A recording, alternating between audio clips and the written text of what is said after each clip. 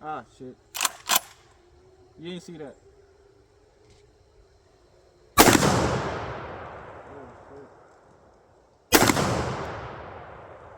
Hey, aim lower. Okay.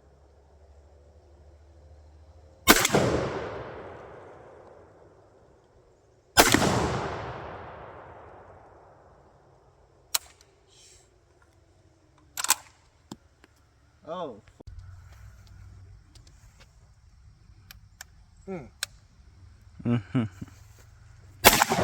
Oh my gosh.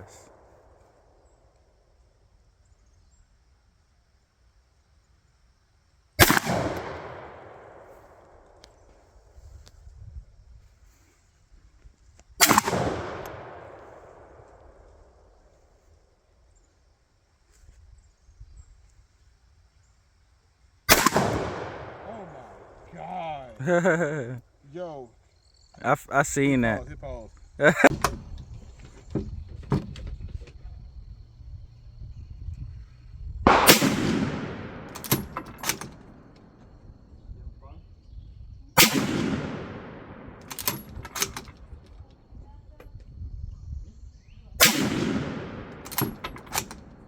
All right.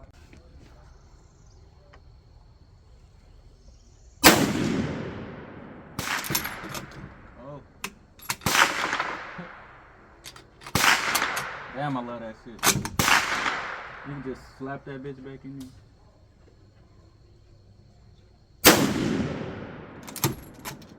Oh, that's. Oh, hell no.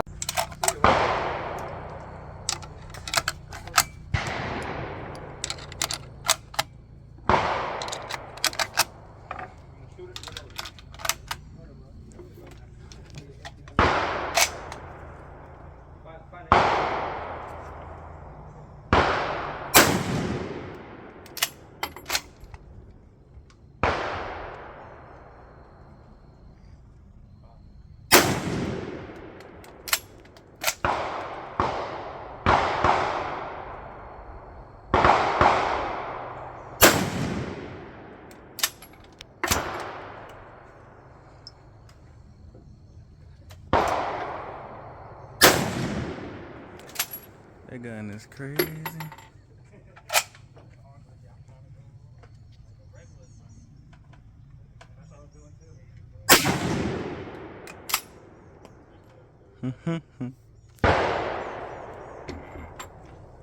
That gun is low.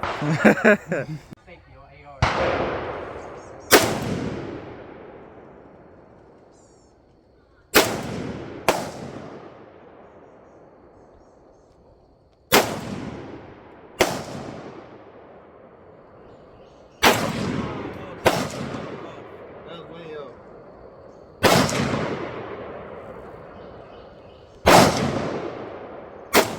Damn, that one was off too. I'm about to load up another mag for you give it a try. Empty. Yeah, appreciate that, bro. Appreciate you too. So this is gonna be a 2-in-1 review. It's gonna be a weapon that I've already reviewed, which is the Zastava Arms 308 M77, and this new well, not new, this World War II Lee-Enfield I got in here. This is a number 4 rifle. I think some of the parts were changed because when I tried to research it, certain things wasn't like adding up right or something, I guess. Let's see what else I know about it. Well, we got when me and my cousin went to go buy this rifle. I mean, we at first didn't have any intentions of buying this rifle. We were actually trying to restore one of my grandpa's older weapons, and we ended up seeing this thing and some other World War II and old war weapons and shit, and we was just thinking like, damn, that'd be raw as fuck if we had one of them. I said, you know what, fuck it. I've always wanted a bolt action, and I wanted something that was old. The ammunition is hard to find. The ammunition is weird. Well, I found it with this one. It's a it's a pretty damn good gun from what I've shot. But yeah. Hold on, let me go back. Okay, yeah, I'm bullshitting. Let me go back. Okay, so I'm not gonna get into that yet. Let's not get into that yet. The fucking us buying the damn gun. So we bought the gun. The gun was $700. I was like, yeah, okay, whatever. It's cool. $700. It's awesome. I thought that honestly this rifle would be more than $700. And I looked at it as a steal because I mean it's a classic. It's a classic ass weapon. Yeah, we bought some ammo for it. It was like $72 for a box of 48 bullets. So yeah, we ended up kind of getting finessed because I found out you can get the ammunition much cheaper. You can get a box of 20 for much was it again? Like $22. So you can find boxes of ammunition for this shit pretty cheap. It's just the manufacturer that makes them, they come out every certain amount of years to make them. So I got a good amount. I got probably like 300 bullets for this shit in my room. I mean, in my safe, excuse me. Yeah, so that's the only bad thing about when I bought it is the ammunition was expensive. Well, it is expensive still, and the ammunition is hard to find for it because, you know, that's limited run production, whatever. I hope they stay in production. I mean, it's understandable because it's like not that many people are gonna be walking around for fucking Lee-Enfield shooting a damn Lee-Enfield every goddamn day. But yeah, this weapon is fun as fuck. Just cycling like that is fun as fuck. It's fun as hell just sit there and just cycle it, dry fire it, and just cycle it, dry fire, cycle it, you know. Let's see here. This magazine, it's a 10-round mag, so that's pretty lit. Normally you would think, oh, this looking at it, you know, this thing probably shooting just 5 rounds at a time. No, this shit held 10, and I think you can get a new magazine. Well, not new magazine. Now they be making reproduction magazines for it. You can get one that holds like 20. Correct me if I'm wrong on that. I think it's 20. Okay. Oh yeah, I think I was tweaking when I seen that. But either way it go, that would be a lot of fun. What else I noticed about this weapon?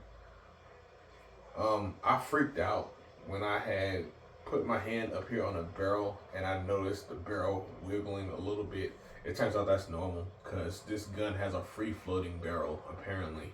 Like, I didn't know that. I thought that this shit was all secured and wrapped up in this wood. Like, hell no. It's a free floating barrel that's in this gun. So it's okay if you take the Enfield, if you get one and go like that and move it around and shit. It's meant to do that, apparently. It's very accurate still. The rifling was good on this gun. It basically almost looked like a damn new gun. It had some little pitting or whatever going on, but you can still see the swirl going down that mud pretty good. Yeah, we took this thing out to the range. We was at like 100 yards. We were shooting mostly standing up, but we shot pretty damn groups, I say. I don't go hunting or anything, so I'm not the expert when it comes to like shooting at long ranges and shit like that. But what I do know is it can hit a man-sized target at 100 yards. So I feel pretty good about that. Yeah, cause that's, I mean, like, you know, I'm a vet. I wasn't ever in no combat zone or whatever, but when we zeroed our weapons and shit, and we was using our M4s, I mean, as long as that motherfucker can hit 100 yards. I mean, obviously this bitch can hit farther than that, But I feel like if this shit can hit 100 yards just from me aiming this bitch, not playing with the level gauge and none of that shit. This shit is, yeah, this shit is pretty good. You know what I'm saying? It's zeroed on point, on the dot. Everything is good in my eyes. That's in my eyes, you know. But obviously, this shit is capable of farther ranges than that. This shit can hit your ass over 800 yards away with iron sights. Like, oh yeah, one dude came up to me because he noticed what I had through a damn video camera. The damn video camera that was watching us at the range. He noticed these ladder sights on the back of this. So this is one of the models with the spiral sights. Like, you can use this little knob right here to adjust it. So that's like maximum, you know, elevation, and then you go all the way down the closer you get.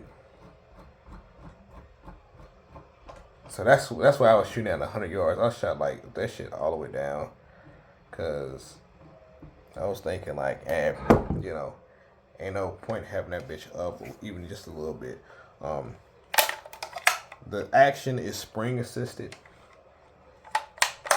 So once you get to like right there, the action automatically pops out. That's what made this one of the fastest bolt action firing guns in the world, because of the way the action was spring assisted. Even right here, you can feel the spring when you get to right there. See the spring? That also, the spring mechanism is also what cocks the hammer, because you see how that just went in right there? You can actually pull it out. Well, oh no. You want to make a fool out of me. Sometimes you can pull it out and cock the gun that way. But obviously there's no round in the chamber, so it's not going to go off. I believe the date on this one is like 1945, so it's World War II kind of end of the war weapon. If I'm reading the serial number right, I know I should have probably researched this more before posting this video, but you know, it's still cool. Let's see, there's a cleaning kit on the back of it and a butt stock. You can put extra bullets in there. You can put a little cleaning rod and shit in there if you want, whatever your fancy is. Cyanide capsule, you know. It came with this sling.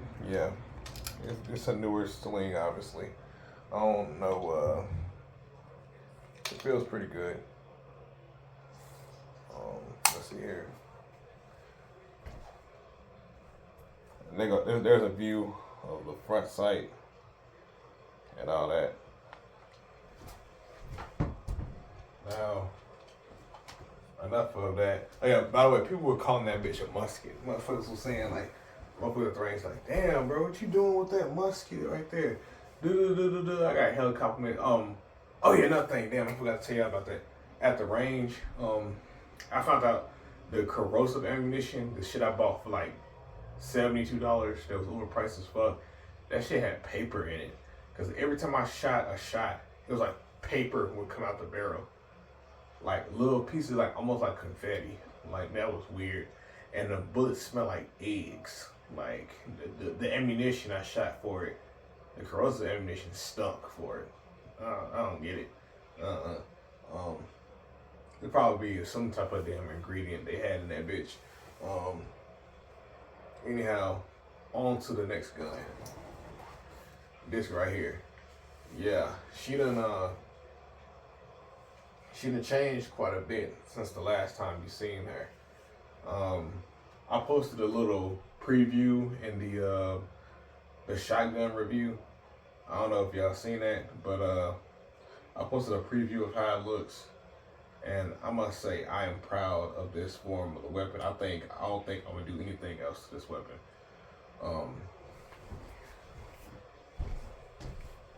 As you can see, I replaced the stock again. So I went back to the plastic furniture. And at the back because honestly, the little wooden stock that was on the back of it was too short. It was like that short. It was too small. It wasn't absorbing the recoil as well. Even though it definitely made the gun a lot lighter, it was not. It's not really the wooden stock didn't really go well. Since now I had a scope on it. This is a Firefield scope. This guy ran me like 170 for the scope. It's like a 4-time scope, so it magnifies by 4 times. It came with a red dot on top. The red dot is pretty cool up on top of this. It reminds me of a little pistol red dot. Let's see here. I don't know if y'all boys can see that. Think y'all can. Yeah, so that's good for use up close. I ain't got it zeroed that well up close, cause I've been mainly just using this big scope. The big scope on it, it doesn't have any numbers for yardage or windage, elevation like that. I mean, you can change all that shit with the little knobs right here. It has a black mode, a red mode, and a green mode on the reticle. We took this bitch the same range we took the infield at. We shot at 100 yards. The groupings I got, like we were doing it standing up and sitting down. I want to say the groupings I got with it. I mean, obviously, motherfuckers can get better, but standing up and a little bit of sitting down and shooting, I want to say was like roughly like maybe like 5-inch groups or some shit like that. That's us not doing the scientific method of sitting down and shooting all your shots, so you laying down and prone and all that. You know, we was standing up and shooting. We was pretending like, you know, we was goddamn, and you know what I'm saying, I don't even know where we were standing up and engaging in combat, basically. That's the way I imagine. If you know what I'm saying? But I know, obviously, if you're using this as a marksman weapon or as a sniper, you gonna be in the prone, or you're gonna be mounted on something, or you're gonna be sitting down and using it with this propped up on something like that right there. But you know, fuck it. We just wanted to stand up and use it. Yeah. This setup is definitely pretty fucking good. It's unique. The gun itself is already unique as hell, because every time I get questioned, I checked if it was clear beforehand. You can trust me, but I checked again. Yeah, the reactions I get to this weapon, it was like, I need 308. I need 308 Winchester. They like, ain't no damn AK and 308 Winchester. What type of AK do you got that says 308 Winchester? And then I showed them the fucking magazines and everything. It's like, oh shit, it's a 308 Winchester. Yeah, you thought I was playing? Like, I don't know why the hell. Like, and it literally says 308 right there on the side of it. Like, they don't believe that it's 308 until they hear that bitch fire. Yeah.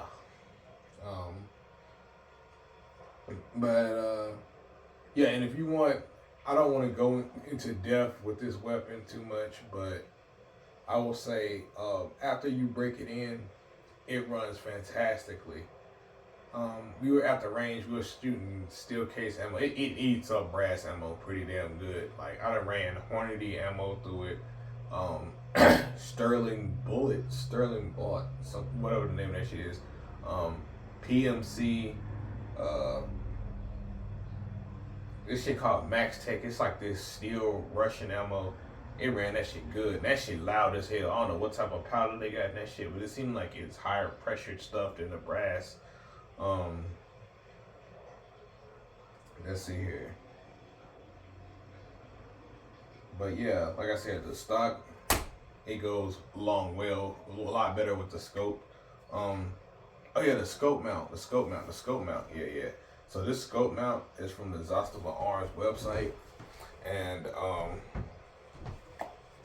yeah, this guy is what was it, like I forgot how much it was, $100 and something bucks.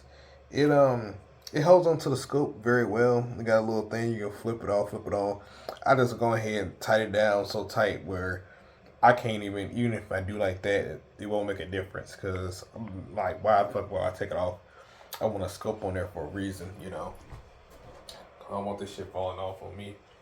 I mean, it's not like I'm doing any mission or out there running around and shit with it, but you know what I'm saying, sometimes I think if shit hit the fan, you know, I won't have my shit set up out the gate. Oh fuck, Jesus. But yeah, it's a very beautiful weapon. Very beautiful weapon. I'm proud of it. I'm very proud of it.